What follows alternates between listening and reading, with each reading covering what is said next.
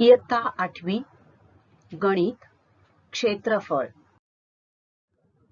So dear friends, in the previous standards, that is in the 5th, 6th and 7th standard, we have learned about area. आपण क्षेत्रफळ या विषयाबद्दल या घटकाबद्दल अभ्यास केलेला आहे. आयताचे क्षेत्रफळ, चौरसाचे क्षेत्रफळ, त्रिकोणाचे क्षेत्रफळ यांची सूत्र आपण अभ्यासलेली आहे. थोडंसं आपण आठवूया. Let's recall area of a rectangle. This is a rectangle with length as L and breadth as B.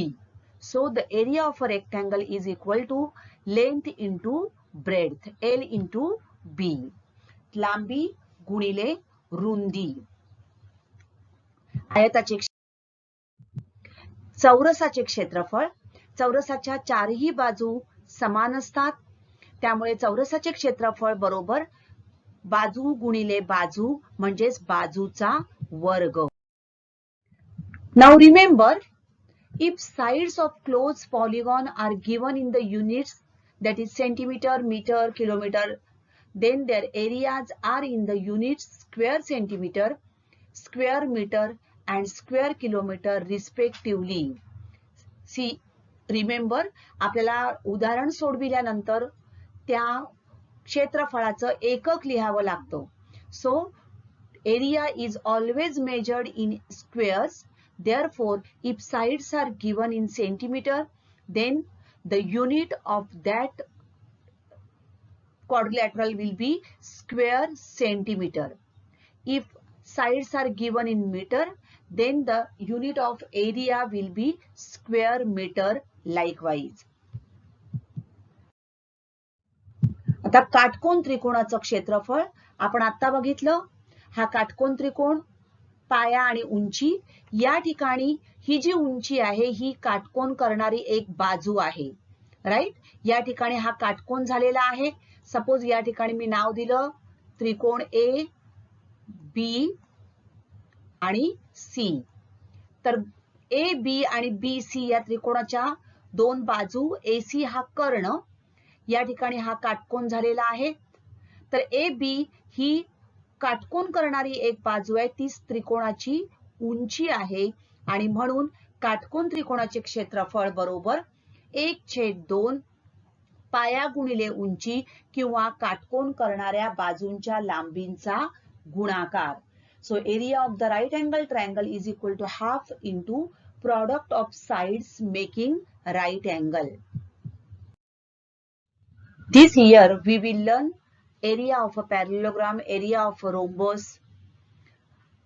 तर या वर्षी आपण समांतरभुज चौकोन, समभुज चौकोन, समलंब चौकोन यांची क्षेत्रफळांची सूत्र कशी काढली जातात आणि त्याची उदाहरणं कशी सोडवली जातात ते अभ्यासणार आहोत. First of all, area of a parallelogram. Let's take a parallelogram ABCD. Draw a perpendicular AE on side BC.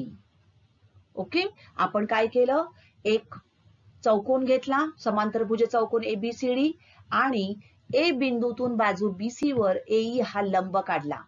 आता या ठिकाणी आपल्याला त्रिकोण ABE हा एक त्रिकोण मिळालेला आहे. हा काटकोन त्रिकोण आहे कारण हा लंब काढलेला आहे आपण, बरोबर. आता हा काटकोन त्रिकोण आपण कापून घेतला. बघा, हा काटकोन त्रिकोण आहे, हा कापून घेतला आपण आणि समजा सरकवत नेऊन या बाजूला चिकटवला तर काय होतं बघा, झालेली आकृती आहे ती काय दिसते बघा. Yes, it is a rectangle. So if we cut this right angle triangle AEB and join with remaining part of this quadrilateral ABCD, we will get a rectangle figure, right? So this is a rectangle ABCD. Now this is height and length. मग तीच height म्हणजेच त्याची काय आहे, आयताची रुंदी. The height of this quadrilateral, that is parallelogram, is nothing, it's same, and it's the breadth of this rectangle, and the base of this parallelogram is nothing but the length. And as we have learned, area of a rectangle is equal to length into breadth. लांबी गुणिले रुंदी. But this parallelogram is nothing but rectangle only. Therefore, area of a parallelogram is equal to area of a rectangle. म्हणून समांतरभुज चौकोनाचे क्षेत्रफळ बरोबर आयताचे क्षेत्रफळ. आयताचं क्षेत्रफळ आपल्याला माहिती आहे लांबी गुणिले रुंदी, पण या ठिकाणी लांबी म्हणजेच पाया आणि रुंदी म्हणजेच उंची, आणि म्हणून समांतरभुज चौकोनाचं क्षेत्रफळाचं सूत्र आपल्याला मिळालं पाया गुणिले उंची. So area of a rectangle आयताचं क्षेत्रफळ बरोबर लांबी गुणिले रुंदी, समांतरभुज चौकोनाचे क्षेत्रफळ बरोबर पाया गुणिले उंची. पाया म्हणजेच बेस बी, उंची height H, and therefore area of a parallelogram is equal to B into H. Area of a parallelogram is equal to base into height, that is B into H. So we have learned the formula of area of a parallelogram. Let's solve some examples. यावर आधारित आपण काही उदाहरणं सोडवणार आहोत. पाया 18 centimetre व उंची 11 सेंटीमीटर असलेल्या समांतरभुज चौकोनाचे क्षेत्रफळ काढा. If base of a parallelogram is 18 centimeter and its height is 11 centimeter, then find its area. Now whatever is given, first write it down. What is given? That is the base. So base is equal to 18 centimeter. Height is given. Height is equal to 11 centimeter. We want to find its area. Area is equal to how much? Okay. क्षेत्रफळ बरोबर किती. दिलेल्या गोष्टी पहिले लिहून घ्या. पाया, उंची आणि विचारलेली गोष्ट लिहा. क्षेत्रफळ बरोबर किती. फॉर्म्युला आपल्याला माहिती आहे. Let's write down the formula. Area of a parallelogram is equal to base into height.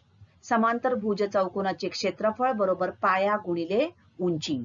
Substituting the value of base and height, that will be equal to 18 into 11.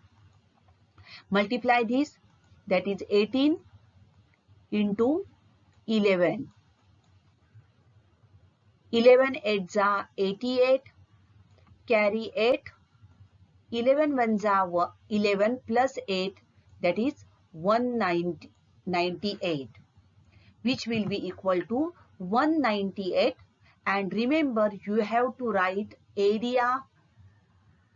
Area has been asked, so you have to write here unit of this area. So it will be square centimeter, चौरस centimeter, because base and height is given in centimeter. Therefore, the unit of the area will be square centimeter. मग आपण खाली लिहिणार आहोत. समांतरभुज चौकोनाचे क्षेत्रफळ बरोबर 198 चौरस centimetre. Area of a parallelogram is equal to 198 square centimeter. Next, समांतरभुज चौकोनाचे क्षेत्रफळ 26 चौरस सेंटीमीटर आहे. त्याचा पाया 6.5 सेमी असल्यास उंची किती? Now in this case, area of a parallelogram is given. If area of a parallelogram is 26 square centimeter and its base is 6.5 centimeter, find its height. दिलेल्या गोष्टी लिहून घेऊ. क्षेत्रफळ दिलेलं आहे 26 चौरस सेंटीमीटर. एरिया दिलाय. पाया म्हणजेच बेस दिलाय 6.5 सेंटीमीटर. आपल्याला काय शोधायचं आहे? उंची. Height is equal to how much. उंची बरोबर किती. Write down the formula as it is. समांतरभुज चौकोनाचे क्षेत्रफळ बरोबर पाया गुणिले उंची. Okay. Area of a parallelogram is equal to base into height. Now in this case, area is given, Therefore, write down area, that is 26 is equal to base is 6.5 given and height we want to find it down. Therefore, write it is as it is, or h, you can write it as h. So 26 equal to 6.5 into h. Now transferring 6.5 to left hand side, therefore they will be divided. So 26 height is equal to 26 divided by 6.5. Okay, आता या ठिकाणी दशांश चिन्ह आपल्याला घालवायचे आहे. So therefore उंची म्हणजेच h is equal to 260 upon 65. This decimal point we have given 1 0 over here and cancel this decimal point. So 260 upon 65 is equal to height. Let's solve this. Height will be equal to 260 upon 65. 13 5 are 65. 13 2 are 26 and 0. Again 5 1 are 5. 5 4 are 20. Therefore, height will be equal to 4 centimeter. तर समांतर भुज चौकोनाची उंची किती येणार आहे? 4 centimetre. Height of the parallelogram will be equal to 4 centimeter. Remember, here height has been asked. Therefore, you have to write unit as centimeter.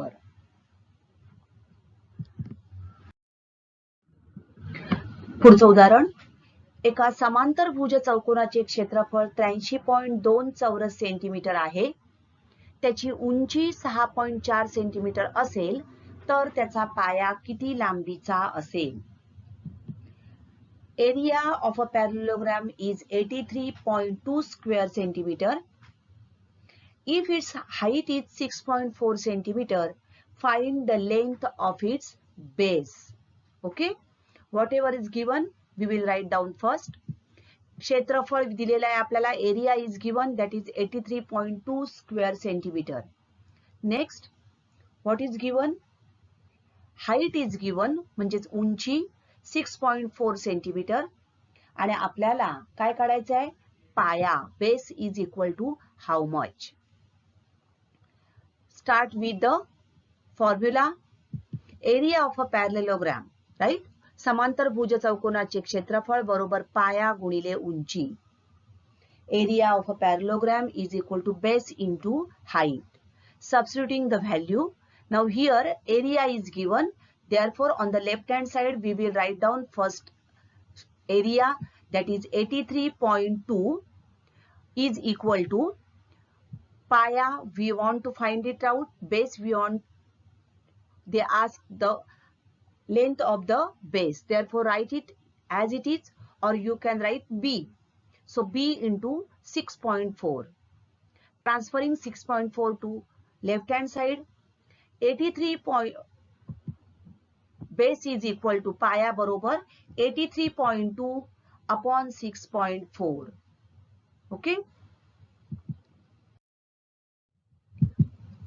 तर पाया बरोबर 83.2 upon 6.4 आपल्याला मिळालाय.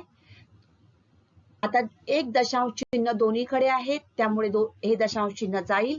Therefore base will be equal to 832 upon 64. Okay, आपण भाग लावूया. 8 8 64, 8 8 जा 64, 8 1 जा 8, 0, 8 4 जा 32. Again cancelling by 8. 8 1 जा 8. 8 1 जा 8. Carry 2. 8 3 जा 24. Therefore, the base will be equal to 13. Now, here it is given in centimeter. Therefore, the length of the base will be equal to 13 centimeter. समांतर भुज चौकोनाचा पाया 13 सेंटीमीटर असेल. तर अशा प्रकारे आपण ही उदाहरणं सोडवू शकतो. Dear students, today we have learned the area of a parallelogram and some examples on it. Hope you like this video. So give likes, comment and subscribe this video. Thank you.